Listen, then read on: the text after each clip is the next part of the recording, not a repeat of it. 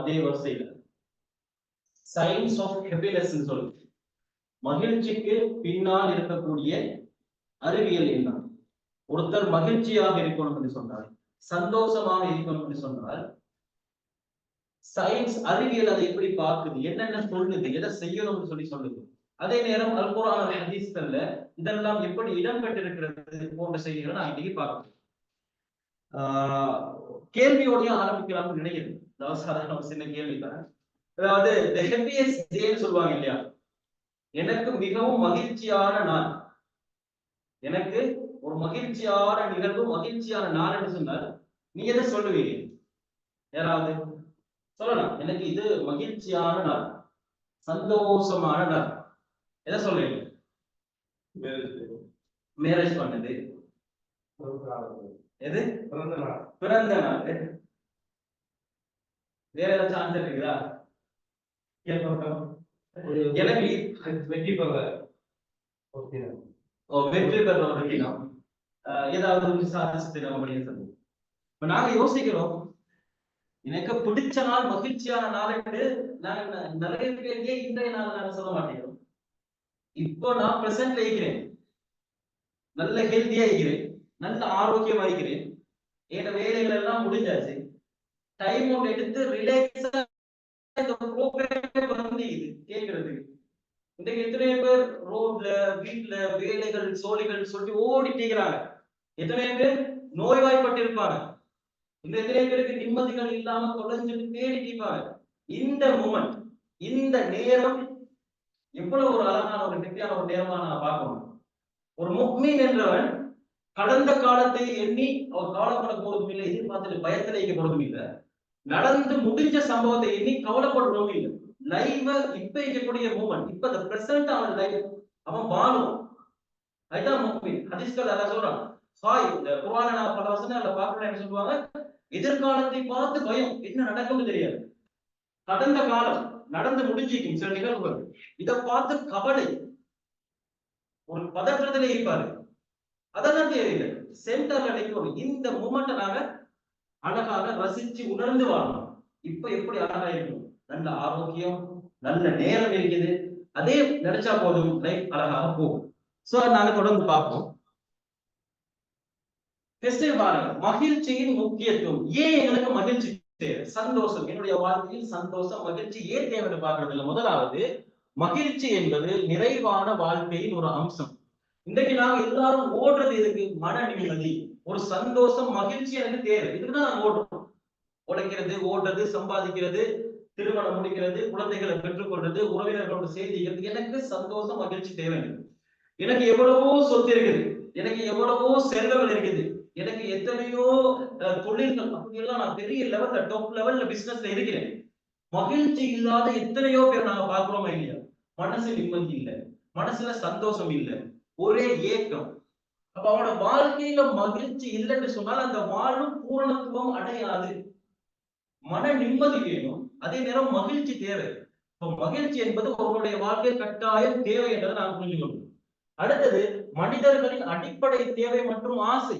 இந்த மகிழ்ச்சி என்றது ஒவ்வொரு மனிதனும் எதிர்பார்க்கக்கூடிய ஒன்றுதான். என்னை கவலைப்படுத்தக்கூடிய சம்பவம் நடந்துடக்கூடாது, என்னை காயப்படுத்தக்கூடிய சம்பவம் நடந்துடக்கூடாது, என்னுடைய உணர்வுகளை உடைக்கக்கூடிய சம்பவம் நடந்துடக்கூடாது. எனக்கு மகிழ்ச்சியாக இருந்தால் அவரும் நல்ல ஒரு மகிழ்ச்சியாக, அவருடைய உடல், தேகம் எல்லாம் ஆரோக்கியமாக இருக்கும். ஒவ்வொரு மனிதனும் எதிர்பார்க்கக்கூடியது இந்த ஆசை என்பது மகிழ்ச்சியை எதிர்பார்க்கலாம். அதே போல உடல் நலம், ஆரோக்கியம் கிடைக்கும்.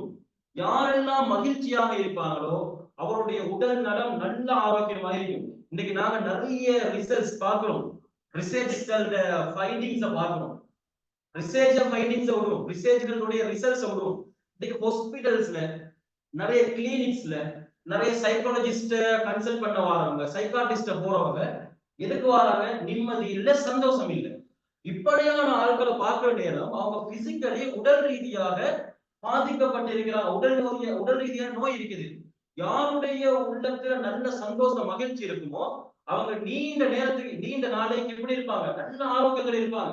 இன்னைக்கு நாங்க பாக்குறோம், வயது 60, 70, 80, 90 எல்லாம் இருக்கிறாங்க. நல்ல மகிழ்ச்சி, நல்ல சந்தோஷம், உடல் எல்லாம் நல்ல ஆரோக்கியமாக இருக்குது. ஒரு 30 வயசு, 40 வயசு, உள்ளத்துல எந்த ஒரு சந்தோஷம் இல்ல, மகிழ்ச்சி இல்ல. ஆளை பார்த்தா உடஞ்சிட்டாடா கேட்கிறோம்.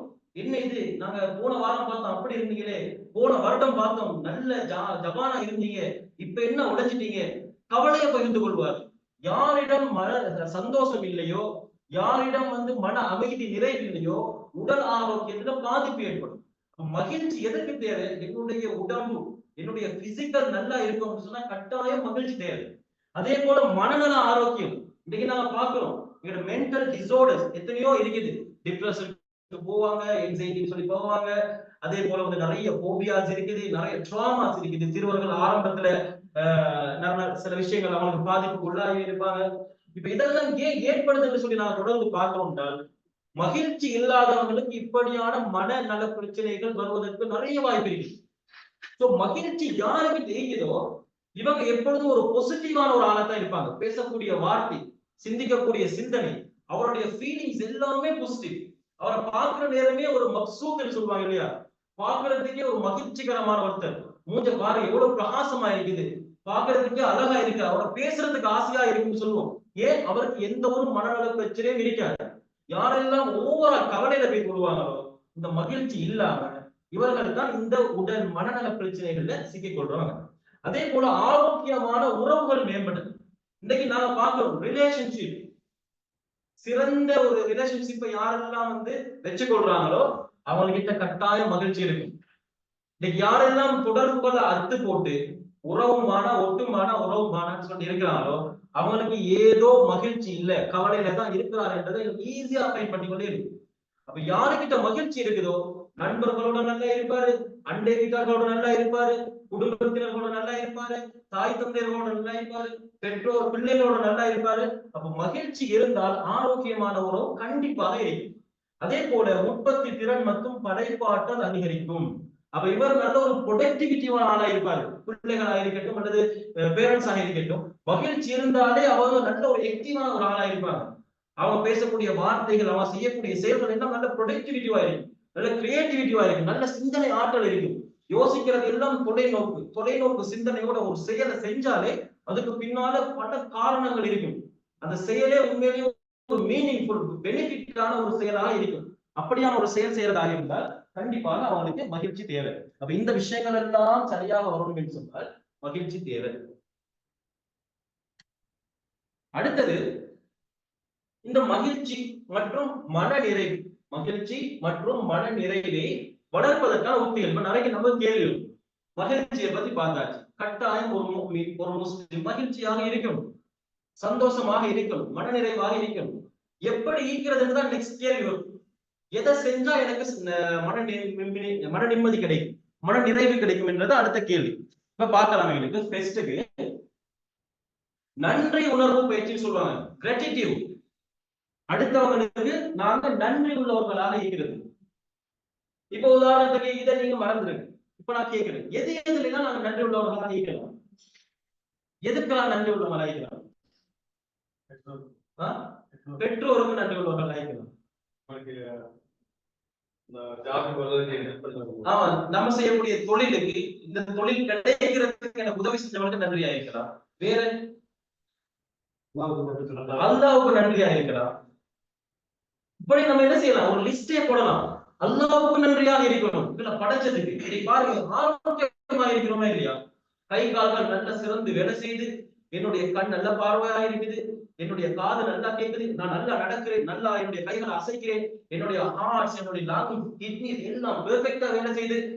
அப்ப அல்லாவுக்கு நான் எவ்வளவு நன்றி செலுத்துவானா இருக்கணும்.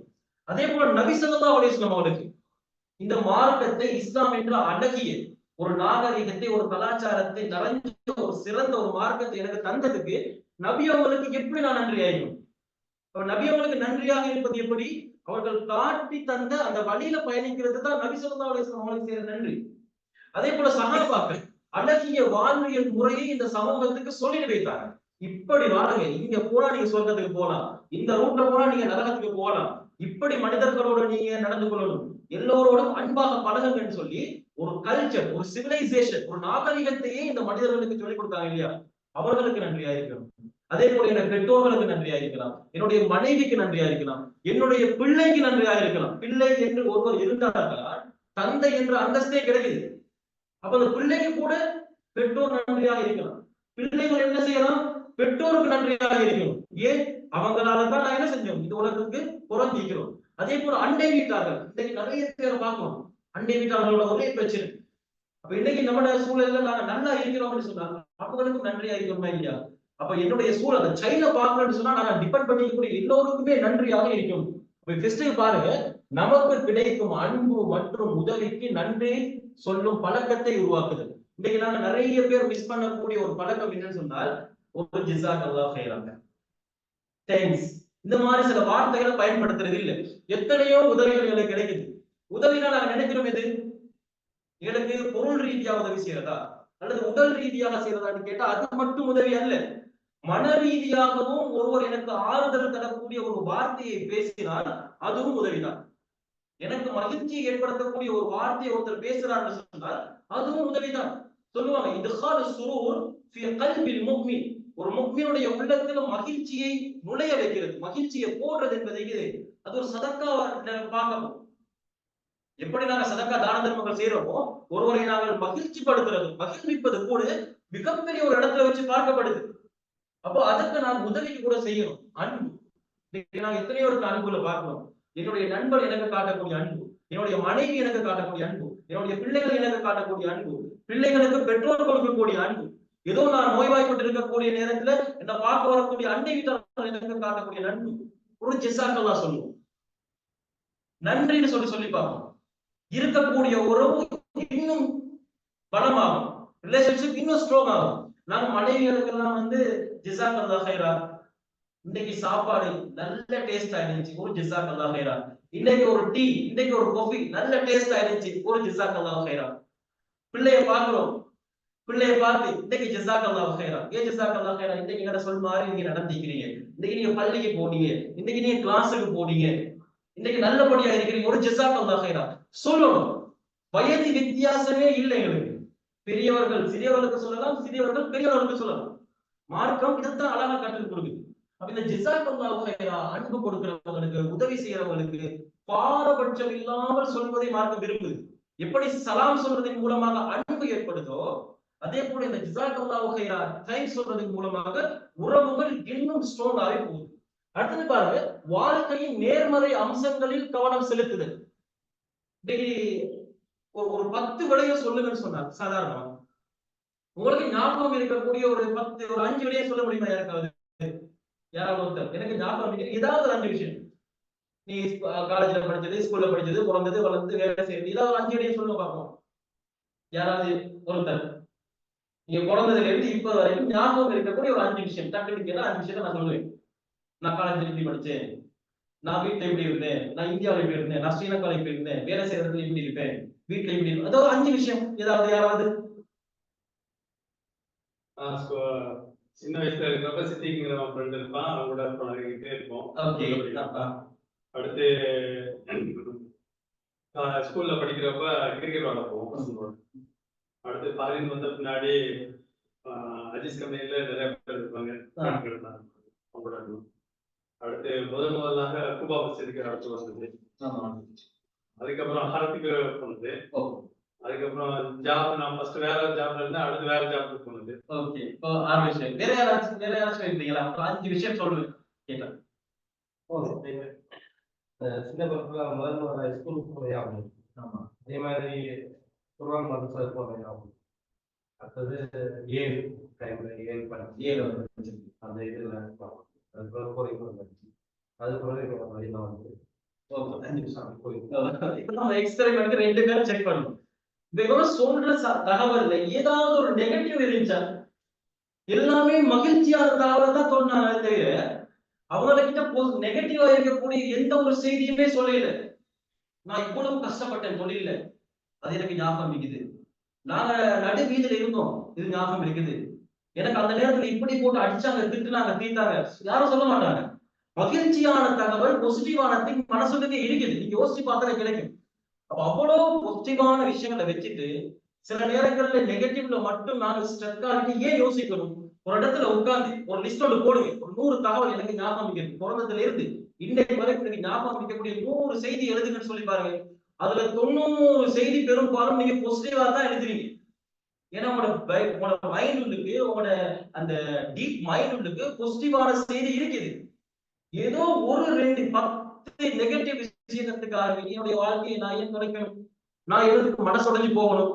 நான் எதுக்கு யாரோடையும் சேராமல் ஒன்றும் இல்லாமல் உறவும் இல்லாமல் இயக்கணும்? அதே போலதான் உறவினர்கள் எத்தனையோ நன்மையான விஷயங்கள் செஞ்சிருப்பாங்க, பெற்றோர்கள் எத்தனையோ நல்ல விஷயங்கள் செஞ்சிருப்பாங்க.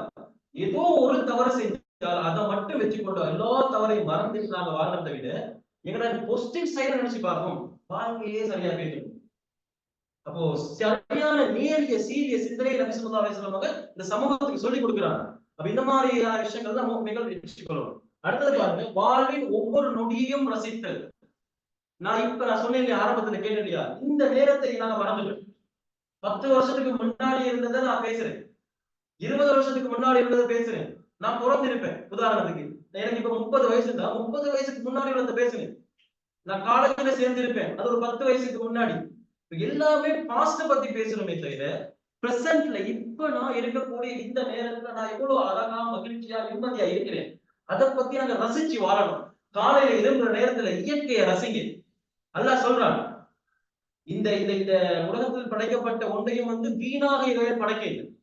எல்லாவற்றிற்கு பின்னாலும் ஒரு அறிவியலும் ஒரு ஞானமும் ஒரு நுட்பமும் இருக்குது. குர்ஆன் வசனம்.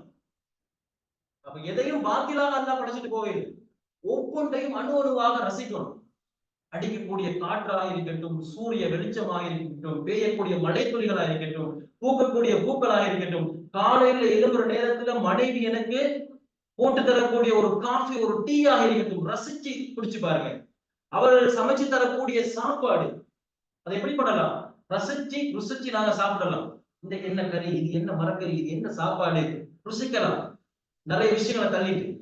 அதே போல பிள்ளைகளை அவர்களுடைய சின்ன சின்ன அசைவுகளை பார்த்து நாங்க என்ன செய்யலாம்? ரசிக்கலாம். ரசிக்கிறதுக்கு எத்தனையோ விஷயம் கிடைக்குது. இதை சுத்தி பார்த்தோம்னு சொன்னால் எல்லாவற்றையும் ரசிக்கலாம். ரசிக்கிறதன் மூலமாக என்ன நடக்கும்? மகிழ்ச்சி கட்டாயமாக கிடைக்கும். அடுத்தது, எமது அன்புக்குரியவர்கள் நம் வாழ்வில் எவ்வளவு அர்த்தம் உள்ளவர்கள் என்பதை தெரிவிக்கிறது.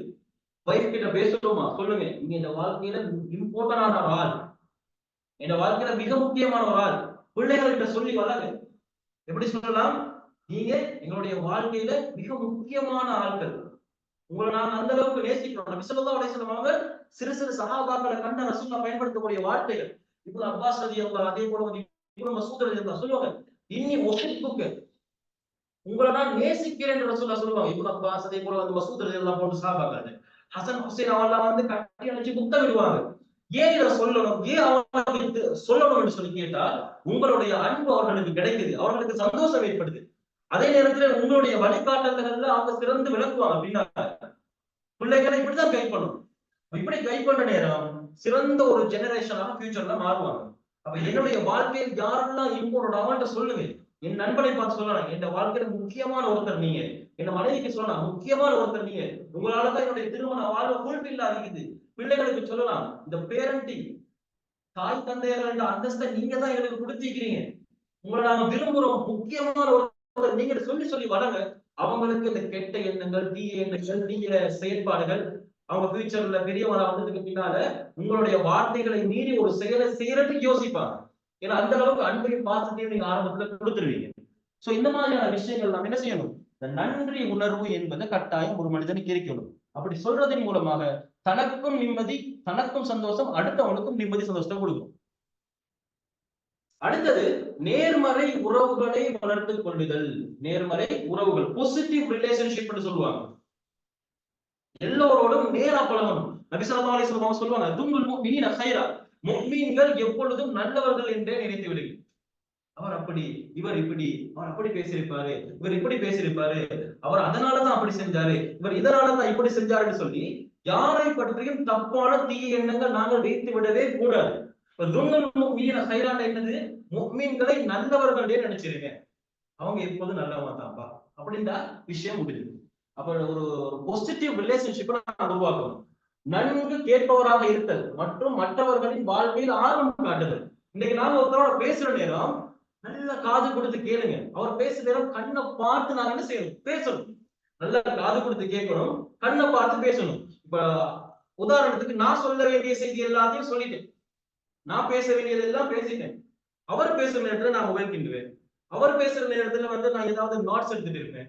அவர் பேசுற நேரத்துல நான் வேற ஏதாவது வேலை பார்த்துட்டு இருக்கேன்னு சொன்னால் நாங்க அவரை அவாய்ட் பண்ற மாதிரி அவருக்கு ஒரு செய்தியை என்னோட பகிர்ந்து கொள்றதுக்கு யோசிப்பாரு. எப்படி இவரோட சொல்றது, உண்மையிலேயே இவர் இன்ட்ரெஸ்டா கேட்கிறாரா இல்லையா?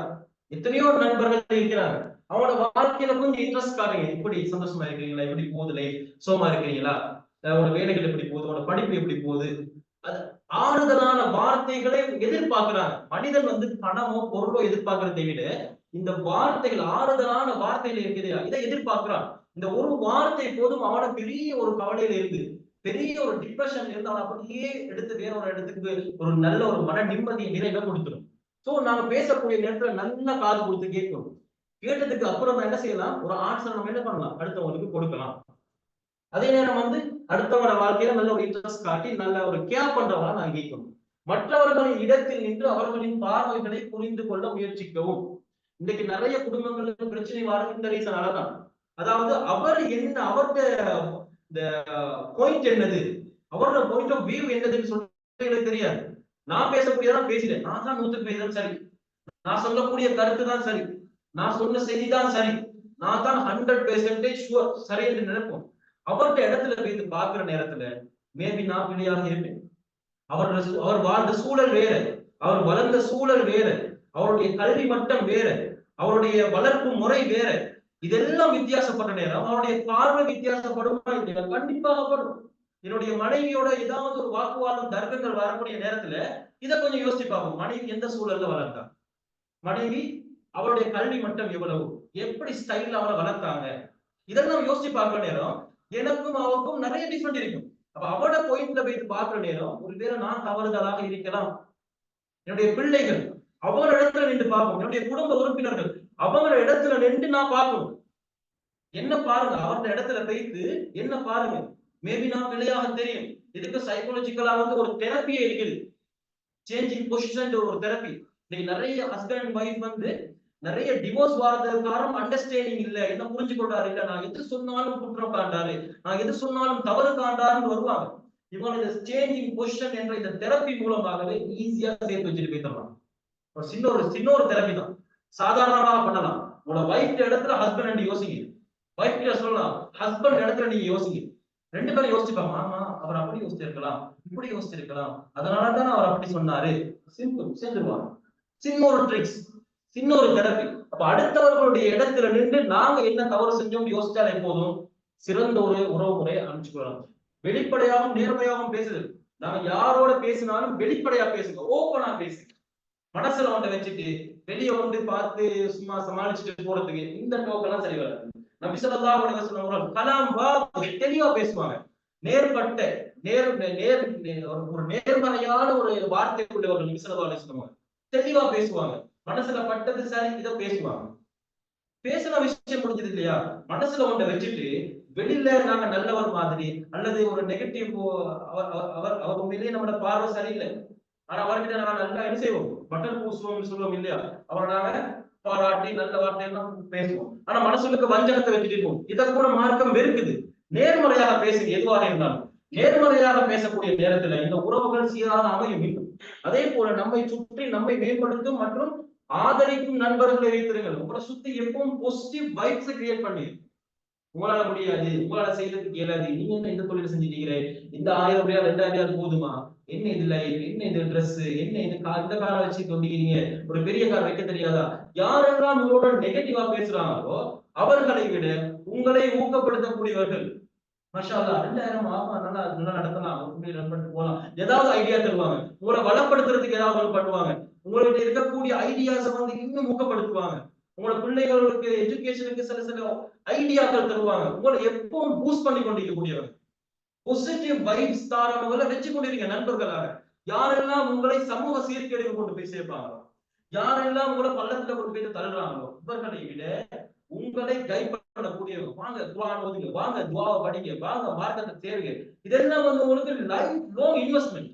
இங்க பண்ணக்கூடிய அத்துணை இன்வெஸ்ட்மெண்ட்டும் எங்களுக்கு எவ்வளவு பெரிய பெனிஃபிட்டா கிடைக்க போகுது, அந்த வார்த்தைகளால் வர்ணிக்கவே முடியாது. அப்ப இந்த மாதிரி நண்பர்கள ஒரு சேர்க்கல உருவாக்கி ஒரு கட்டமைப்பு வச்சுக்கொள்ளணும். அப்ப யாரெல்லாம் பாவத்துக்கு, யாரெல்லாம் சமூக சீர்கேடுகளுக்கு எடுத்துட்டு போறாங்களோ இவர்களை துண்டிச்சிடணும். யாரெல்லாம் நன்மையான காரியங்கள் உங்களை பலப்படுத்துறதுக்கு, உங்களை யாரெல்லாம் மகிழ்ச்சி ஏற்படுத்துறாங்களோ இவங்களோட நல்ல ஒரு உறவை வச்சுக் கொள்ளலாம். நான் அடுத்தது அர்த்தமுள்ள செயல்களில் ஈடுபடுது. திறமையை பயிற்சி செய்தல் அல்லது ஆர்வம் உள்ள திட்டத்தை தொடருது.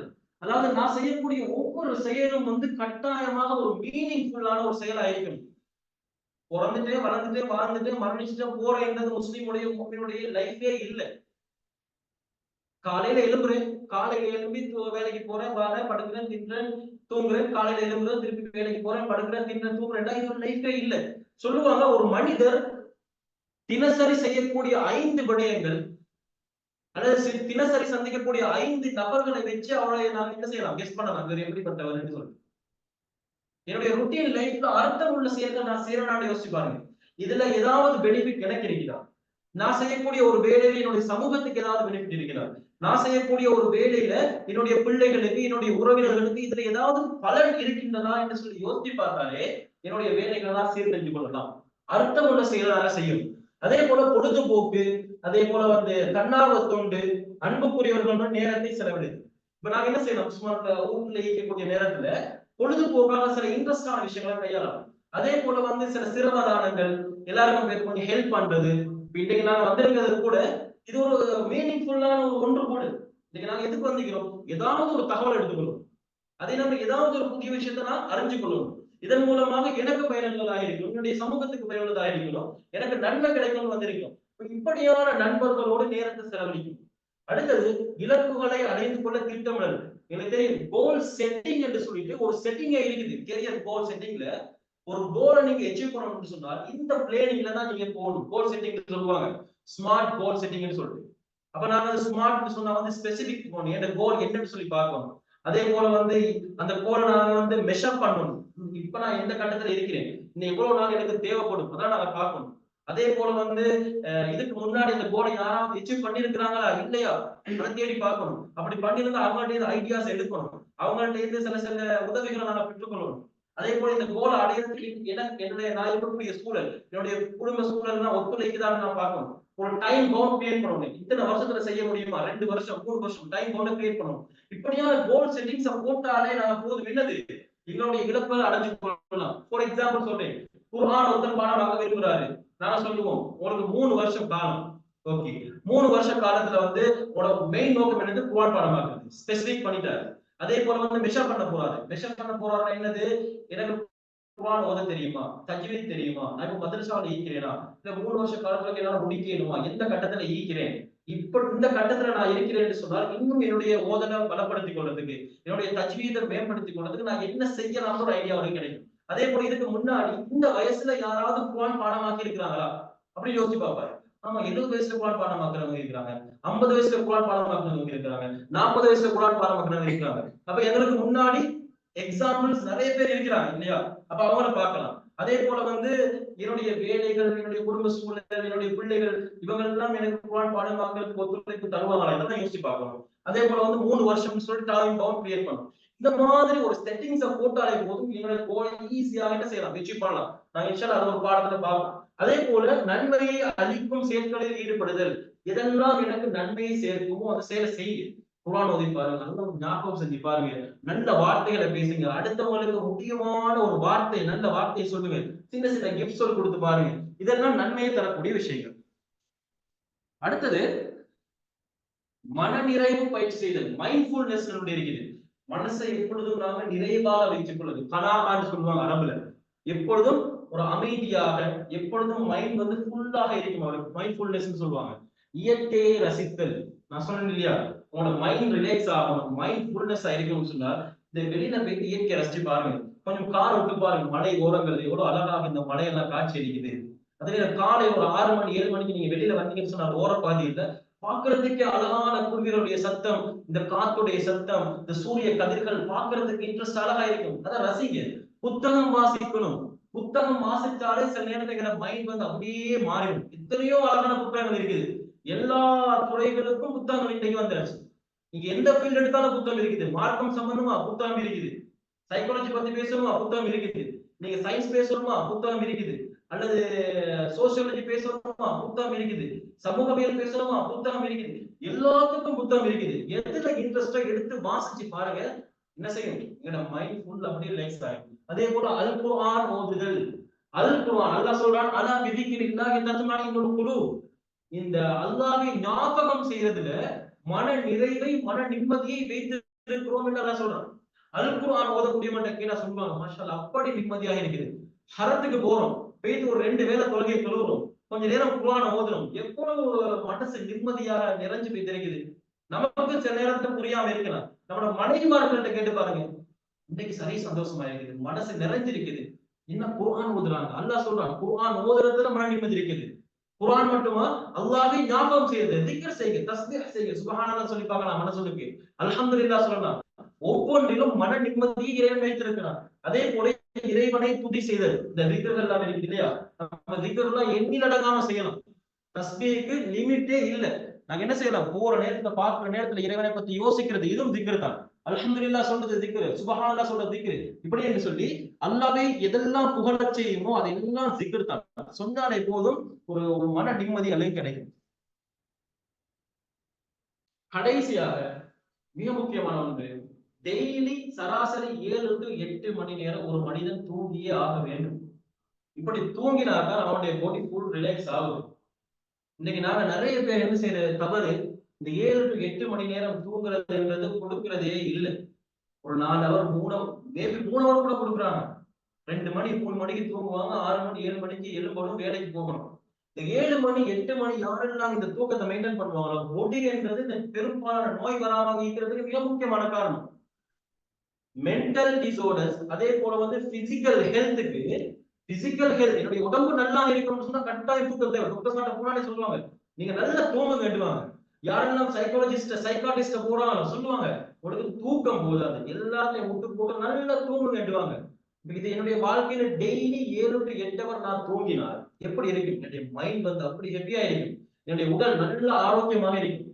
அதே போல சீரான தூக்க அட்டவணையை கடைபிடிக்கும். டெய்லி நான் இந்த மணிக்கு தூங்கிடும், 10 மணிக்கு நான் தூங்கிடுவேன்ப்பா, எந்த வேலையும் இல்லை எனக்கு, மொபைல் எடுக்க மாட்டேன், பெட்டுக்கு சாப்பாடெல்லாம் நேரத்துல முடிச்சிருவேன். நேர காலத்தோட தூங்கினாதான் நமக்கு தஹஜ்ஜுன்னு ஒண்ணு கிடைக்கும். தஹஜ்ஜுக்கு எழும்புற நேரத்திலேயே நமக்கு மன நிம்மதி ஒண்ணு கிடைக்கும் இல்லையா. அதே போல படுக்கைக்கு போது மொபைல் போன்ற மின்னணு சாதனங்களை தவிர்த்து கொள்ளுதல். இன்னைக்கு நம்ம பெட்டுக்கு போயிட்டு மொபைல் எடுத்தோம், 10 மணி என்றது 12 மணி 1 மணியாக நிச்சயமாக மாறும். இந்த மாதிரி எலக்ட்ரிக் டிவைஸ் அந்த நேரத்துல தவிர்த்து கொள்ளலாம். அதுக்கான நேரத்தை நம்ம ஒதுக்கி கொள்ளலாம். டே டைம்ல ஏதாவது ஒரு நேரம் நம்ம இருக்கும், இந்த நேரத்துல நான் மொபைல் யூஸ் பண்ணுவேன், என்னுடைய தேவையில இப்படிலாம் செய்வேன். தூங்குற நேரத்துல நான் மொபைலே எடுக்க மாட்டேன்னு சொல்லி ஒரு ஒரு ஒரு அட்டவணையை போட்டு நாங்க ஒரு மனசை நீயத்தை வைப்போம். சுய பரிசோதனை செய்தல், முஹாசபத்து நஃப்ஸ்ன்னுவாங்க. படுக்கைக்கு போற நேரத்துல ஒரு முஹாசபத்து நஃப்ஸ், இன்னைக்கு நான் என்ன செஞ்சேன், இன்னைக்கு எதெல்லாம் நல்லது செஞ்சேன், எதெல்லாம் என்னால மோசமா நடந்திருக்குது, யாரையாவது காயப்படுத்தினேனா, யாரையாவது நான் மனசை உடைச்சிட்டேனான்னு சொல்லி யோசிச்சு பாருங்க. எல்லாரும் நானா பார்க்கணும், நான் என்ன செய்யலாம் பார்க்கணும். அப்படி பார்க்கிற நேரத்திலேயே செல்ஃப் அசஸ்மெண்ட், செல்ஃப் அனலைசிங் சொல்லுவாங்க, என்னை நான் பரிசோதனை செஞ்சு கொள்ளணும். அப்படி பார்க்கிற நேரம் என்ன செய்யலாம், ஓகே இதெல்லாம் நான் தவறா செஞ்சிருக்கேன், நாளைக்கு திருத்திடுவேன். இப்படி முஹாசபத்துனா கட்டாயமாக ஒவ்வொரு மனிதனும் செய்ய வேண்டியது. அதே போல இறைவனை துதி செய்தல், பெட்டுக்கு போற நேரம் அல்லாஹ் கிட்ட கொஞ்சம் துவா கேட்கணும். சிறு மௌத்துன்னு சொல்லுவாங்க தூக்கத்து, இறைவனுக்கு துவா செய்யறது, தூக்கத்துடைய துவாவை கேட்கறது, இறைவனை தஸ்பீஹ் செஞ்சு தூங்குறது. மௌத்தாவினாலும் அல்ஹம்துலில்லாஹ் எங்க அல்லாஹ்வுடைய வாக்குறுதிப்படி நல்ல ஒரு இடத்துக்கு அல்லாஹ் எங்களை அனுப்பிவிடும். சோ இந்த மாதிரி விஷயங்கள் எல்லாம் நம்ம செஞ்சோம்னு சொன்னாங்க, வாழ்க்கையில் எப்பொழுதும் மகிழ்ச்சியாகத்தான் இருக்கும். இதெல்லாம் யாரு தகர்ந்து கொள்றாங்களோ அந்த நேரத்துல தான் கவலை, சிக்கல், துன்பம், டிப்ரெஷன் போன்ற விஷயங்கள்லாம் மாட்டிருக்காங்க. அப்ப இதெல்லாம் சைக்காலஜி சயின்ஸ் எல்லாம் இப்ப பேசுது. அல் குர்ஆன் இதெல்லாம் வேற வார்த்தைகள்ல அன்றே பேசிவிட்டு. சோ இன்ஷா அல்லாஹ் நாங்களும் இதே போன்ற இந்த லைஃபை நாங்க சேஞ்ச் பண்ணோம்னு சொன்னார், எப்பொழுதும் நாங்கள் சிறந்தவர்களாக மன நிம்மதி நிறைவுள்ளவர்களாக இருப்போம். அல்லாஹ் அனைவருக்கும் நிம்மதியாக சந்தோஷமாக வாழ்வதற்கு அனுமதிவாங்க.